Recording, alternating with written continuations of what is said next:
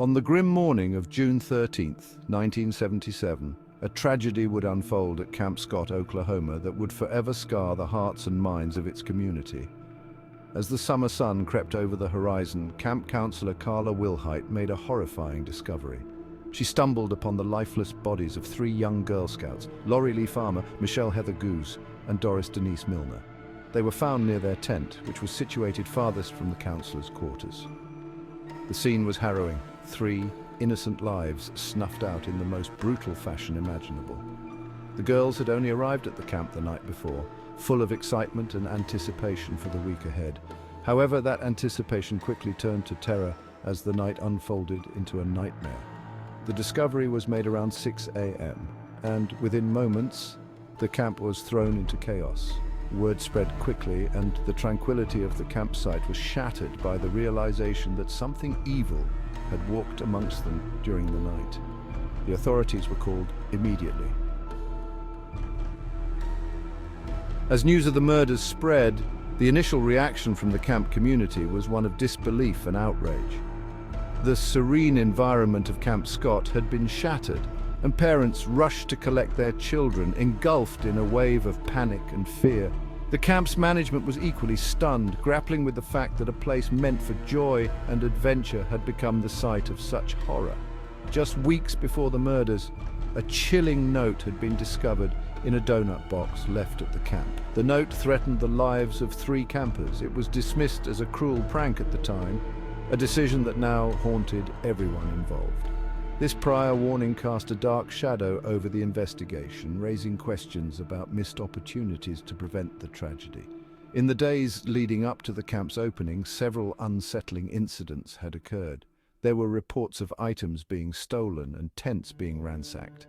These incidents were considered minor at the time, but in hindsight, they seemed like ominous harbingers of the horror to come. Camp Scott was immediately closed, and the area was declared a crime scene. The crime scene at Camp Scott was a patchwork of disturbing clues and chilling evidence. Investigators found a red flashlight near the bodies, its lens partially covered to dim the light. This suggested that the perpetrator had taken measures to move stealthily through the campsite.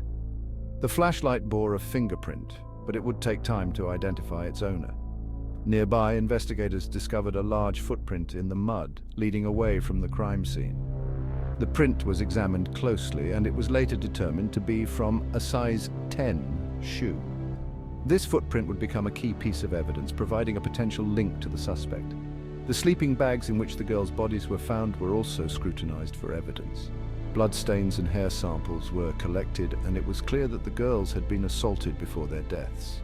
Another critical piece of evidence was a roll of duct tape found near the bodies. The presence of the tape suggested that the killer had come prepared, further underscoring the premeditated nature of the crime. The investigation eventually led authorities to a man named Gene Leroy Hart. Hart was a local Cherokee man with a troubled past, having previously escaped from prison where he was serving time for kidnapping and rape. His background made him a prime suspect, and his knowledge of the area around Camp Scott was another critical factor that pointed to him.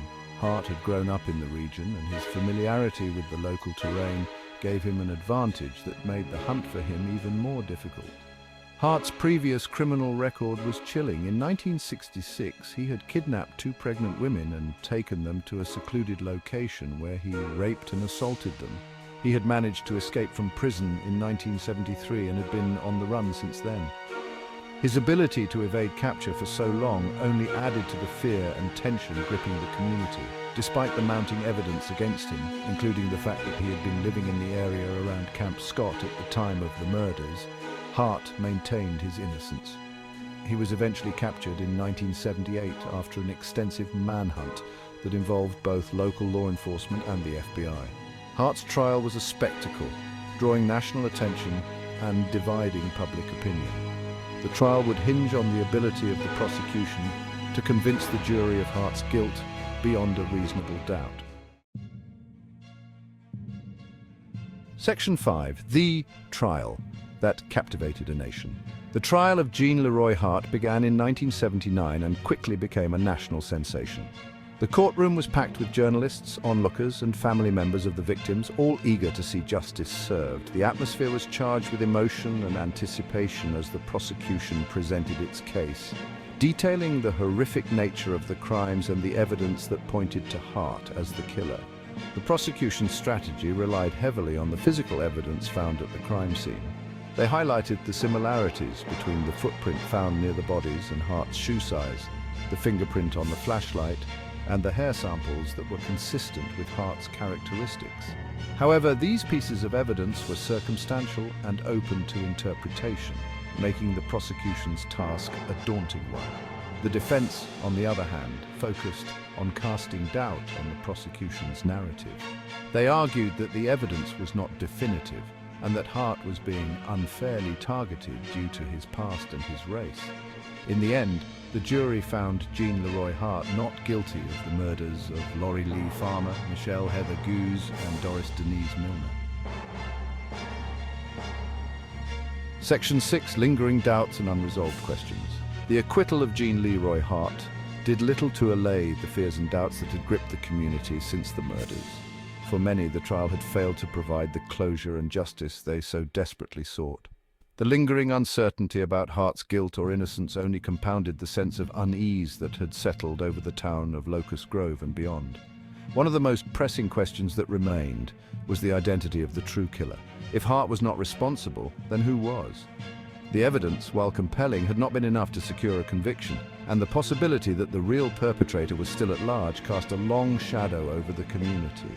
The fear that another attack could happen at any time was a constant, gnawing worry that affected everyone.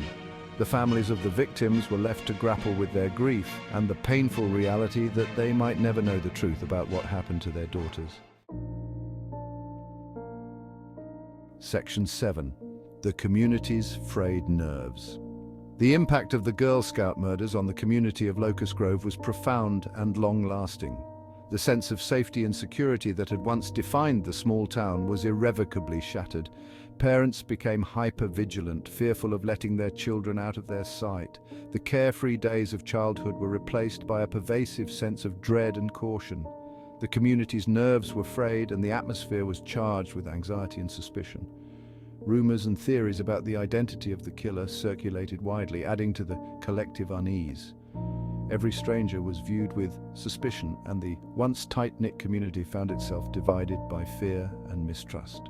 The murders had created an invisible but palpable barrier between neighbors, and the sense of unity that had once prevailed was now a distant memory. Despite the passage of time, the fear and uncertainty generated by the Girl Scout murders have never fully dissipated. Section 8. Modern investigative efforts. In recent years, advancements in forensic science have rekindled hopes of solving the Girl Scout murders. The advent of DNA technology in particular has provided new avenues for investigation. In 2008, a partial DNA profile was extracted from evidence collected at the crime scene, offering a glimmer of hope that the case could finally be resolved. However, the DNA sample was only a partial match, and it was not enough to conclusively identify the killer. Despite this setback, investigators have continued to pursue leads and re-examine evidence with the hope that new technology will eventually yield definitive results. The persistence of the investigative team has kept the case alive, providing a measure of hope to the families of the victims and the community at large. One of the most promising developments came in 2023 when a new round of DNA testing was conducted using advanced techniques. Section 9. The cultural impact of the case. The Oklahoma Girl Scout murders have left an indelible mark on American culture, influencing everything from true crime literature to public perceptions of safety. The case has been the subject of numerous books, documentaries, and podcasts, each exploring different facets of the mystery and its impact. This widespread coverage has ensured that the story remains in the public consciousness, a haunting reminder of the fragility of innocence. The murders have also had a significant impact on the way camps and similar institutions approach safety and security. In the wake of the tragedy, many camps across the country implemented stricter safety protocols, including better lighting, more secure sleeping arrangements, and enhanced training for staff. These measures were designed to prevent a similar tragedy from occurring. reflecting the far-reaching influence of the case. The case has also inspired a wave of true crime enthusiasts and amateur sleuths drawn to the mystery and the quest for justice. Section 10. A legacy of unanswered whys. The Oklahoma Girl Scout murders remain one of the most haunting unsolved cases in American history. The legacy of this tragic event is a tapestry woven with threads of fear, grief, and an unrelenting quest for answers.